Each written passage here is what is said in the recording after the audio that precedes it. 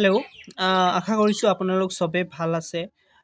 এক্সামটো চবৰে ভাল হ'ল সেইটো আশা ৰাখিছোঁ আৰু এটা ভাল ৰিজাল্ট আহক চবৰে সেইটোও আশা ৰাখিছোঁ। চবে এটা ভাল চাকৰি পাওক সেইটোও আশা ৰাখিছোঁ। কাৰণ কিছুমান প্ৰেক্টিকেল ফেক্ট আছে। যি ফেক্টখিনি আমি ডিছকাছ নকৰিলে সেই ফেক্টখিনি আমি অলপ মনত শান্তি নাহিছে ভালকৈ ডিছকাছ নকৰিলে। ফেক্টখিনি হ'ল কি এইবাৰৰ যিটো এডিআৰই পৰীক্ষা বহুতৰে বহুত ভাল হৈছে পৰীক্ষা থাৰ্ড গ্ৰেডৰ। বহু কিছুমানৰ বেয়াও হৈছে, বহুতৰে বেয়া হৈছে কৈছে, কিছুমানৰ ভাল হৈছে। চ' সেইটো একো কথা নহয়, পৰীক্ষা হয়, ভাল বেয়াৰ মাজেৰে হ'ব পৰীক্ষা। কাৰোবাৰ ভাল হ'ব, কাৰোবাৰ বেয়া হ'ব। চবৰে যে একেলগত একেবাৰে চব এক্সাম ভাল হৈ যাব এইটো কোনো কথা নহয়। আপোনাৰ নলেজ গেইন কৰাটোৱে মেইন কথা। আপোনালোকে যদি প্ৰিপাৰেশ্যন লৈছে, বহুত পঢ়িছে, বহুত পঢ়ি প্ৰিপাৰেশ্যন লৈ গৈ পেলাই পিছত যদি বেয়া হৈছে that means no' need to worry. একো হওক নহওক আপোনালোকে নলেজ গেইন কৰিছে। ইয়াত এটা কথা আছে, এক্সাম পেপাৰটো কুৱেশ্যন পেপাৰটো যোনটো আছিলে এইটো চিৰিয়েলি নাছিলে। লাইক আমি যদি টেষ্ট চিৰিজ যোনবিলাক দিওঁ অৰ আমি যি বাকী এছ হওক বা বাকী যিমানে ধৰণৰ এক্সাম হওক, বাকী বেলেগ বেলেগ এক্সাম বা আগতেও থাৰ্ড গ্ৰেডৰ যেনেকৈ এক্সামৰ পেটাৰ্ণ যোনটো আছিলে, পেটাৰ্ণটো পূৰা বেলেগ আছিলে। ছাপ'জ যেতিয়া মেথছ থাকিলে অকল মেথছ 30টা কুৱেশ্যন যদি থাকে, মেথছৰ অকল 30টা চিৰিয়েলি থাকে। যদি বেলেগ EVSৰ 30 কুৱেশ্যন থাকে, বেলেগকৈ থাকে। লজিকেল এণ্ড ৰিজনিং মেথছৰ যদি থাকে, মেথছ 30টা চিৰিয়েলি থাকে।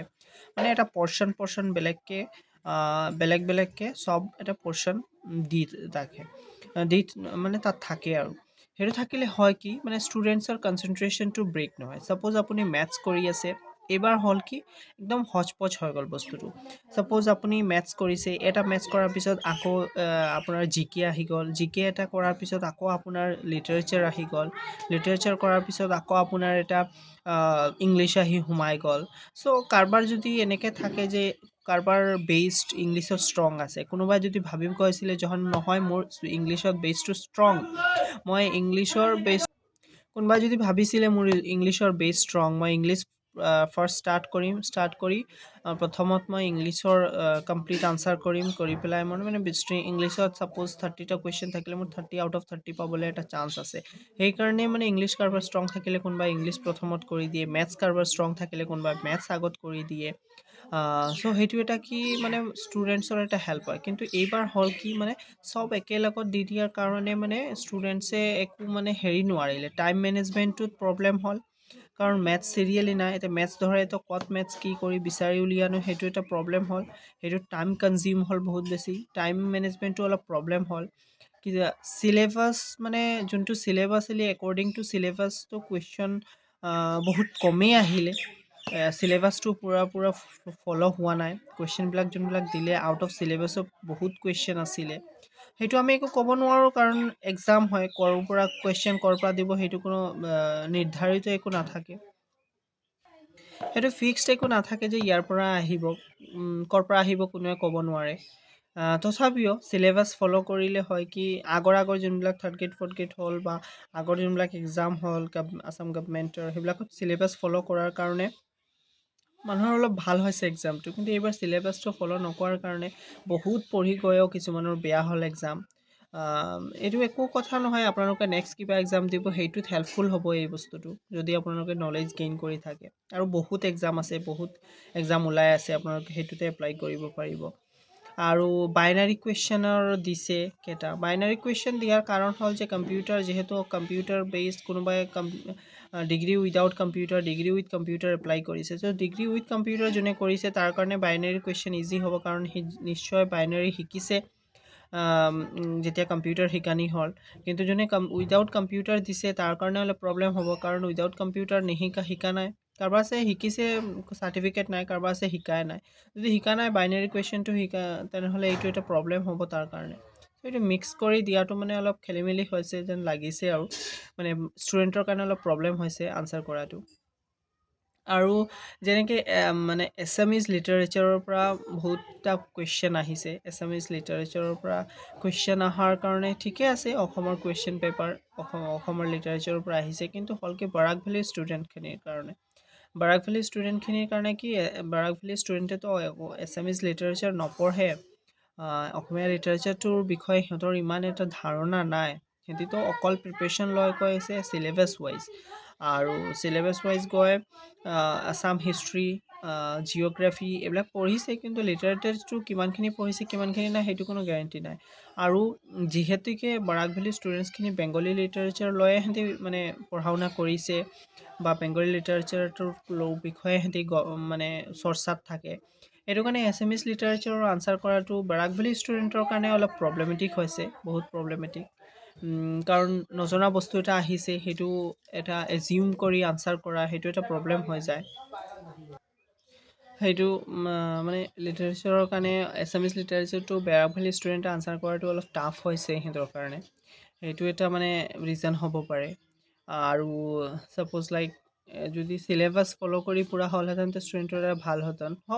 তথাপিও যোনটো কুৱেশ্যন আহিছে, কিছুমানৰ কৈছে ভালো হৈছে, কিছুমানৰ হেৰি হৈছে, তথাপিও মানে লাষ্ট প্ৰিভিয়াছ কুৱেশ্যন পেপাৰবিলাকো ফ'ল' কৰা নাই। যে এনেকৈ APSCৰ আপোনালোকে যদি last 10 years 12 years APSC question পেপাৰো আপুনি ছল্ভ কৰি যায়, তাৰ পৰা কিবা নে কিবা এটা এটলিষ্ট 7-8 marks 10 marksলৈকে কমন আহি যায়, লাষ্ট প্ৰিভিয়াছ আপুনি 10 to 15 years যদি ছল্ভ কৰি যায়। কিন্তু ইয়াত হ'ল কি, ইয়াত প্ৰিভিয়াছ ইয়াৰ কুৱেশ্যন পেপাৰটো ফ'ল' কৰা নাই, তাৰ পৰা হেৰি হোৱা নাই, সেইটো এটা ইছ্যু হৈছে, মানে ষ্টুডেণ্টৰ কমন নোহোৱাৰ কাৰণ হ'ব পাৰে। তথাপিও কাট অফটো ইমান হাই নাযায়, কাৰণ চবৰে মানে আমি যেনেকৈ ভাবিছোঁ তেনেকেই হৈছে এক্সাম চবৰ, আৰু কাৰো ইমান বেছি ভাল হোৱা নাই, কাৰো ইমান বেছি বেয়াও হোৱা নাই। চবৰে মুঠামুঠি হৈ আছে হৈছে এক্সামটো। ইমান টেনশ্যন কৰিব নালাগে, কাট অফ ইমান বেছি হাই নাযায়, কাট অফ এটা এভাৰেজতে থাকিব। আৰু যোনে ভাল কৰিছে এক্সাম, যোনে পাবা চাকৰি, তেখেতৰ কাৰণে শুভকামনা, তেখেতৰ ভাল কথা।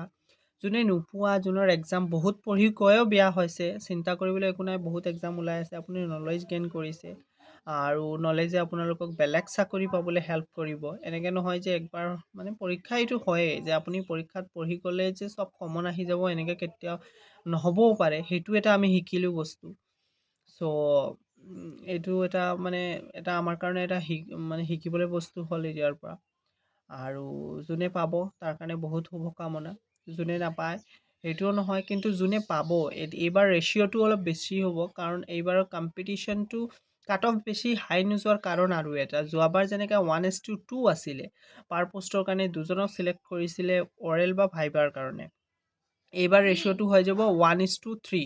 মানে ছাপ'জ আপুনি এটা পোষ্টৰ কাৰণে 3জনক চিলেক্ট কৰা হ'ব, চিলেক্ট কৰি অৰেল বা ভাইভাত পঠানি হ'ব। সেইটো কাৰণে এইবাৰ কাট অফটো আৰু অলপ তলত থাকিব যোৱাবাৰৰ তুলনাত, কাৰণ 1:3 ৰেচিঅ'। চ' এতিয়া আৰু ভাবি লাভ নাই, যোনটো হ'ল। এতিয়া যদি আপুনি চিলেকশ্যন হয়, আপুনি যাৰ চিলেকশ্যন হ'ব বা যাৰ আশা আছে মই চিলেক্ট হ'ম, তেখেতে বেলেগ অৰেলৰ কাৰণে কম্পিউটাৰ এক্সামৰ কাৰণে প্ৰিপেৰেশ্যন লওক, ভালকৈ প্ৰিপেৰেশ্যন কৰক, ভালকৈ ট্ৰাই কৰি থাকক, আৰু ভালকৈ প্ৰিপেৰেশ্যন লৈ থাকক। কম্পিউটাৰ টেষ্টটো আপোনালোকৰ দিবই লাগিব। যোনে কম্পিউটাৰ উইদাউট কম্পিউটাৰ এপ্লাই কৰিছে তেখেতেও স্কিল টেষ্টটো দিব লাগিব, আৰু স্কিল টেষ্টৰ ভিতৰত কম্পিউটাৰটো সোমাই যায়। চ' আপোনালোকে অলপ অলপ এইটো চাৰ্চ কৰি থাকক, অলপ অলপ এইটো প্ৰেক্টিচ কৰি থাকক। আৰু যোনে উইথ কম্পিউটাৰ দিছে তেখেতেতো 100% কৰিবই লাগিব, সেইকাৰণে আপোনালোকে হেৰি কৰক, প্ৰেক্টিচ কৰি থাকক, আৰু এক্সামটো ভালকৈ দিয়ক, অৰেল আৰু ভাইভাটো আৰু স্কিল টেষ্টটো ভালকৈ দিয়ক। এই দুটা ভালকৈ দি আপোনালোকে ভালকৈ এটা চাকৰি পাওক, সেইটোৱে শুভকামনা থাকিলে, আৰু সেইটোৱে মই আশা কৰিছোঁ। চ' মন বেয়া নকৰিব যাৰ বেয়া হ'ল, ভালকৈ ট্ৰাই কৰি থাকক, নেক্সট কিবা না কিবা এটা পাব, সেইটো কোনো হেৰি নহয়, টেনশ্যনৰ কথা নহয়। আৰু ইমানতে ভিডিঅ'টো সামৰিছোঁ। কথাখিনি যদি ভাল লাগি থাকে শ্বেয়াৰ জৰুৰ কৰিব, আৰু মই নেক্সট এনেকৈ ভাল কণ্টেণ্ট লৈ আহিবলৈ বিচাৰোঁ আপোনালোকৰ কাৰণে। মোৰ লগত জইন হৈ থাকিব। Thank you so' much.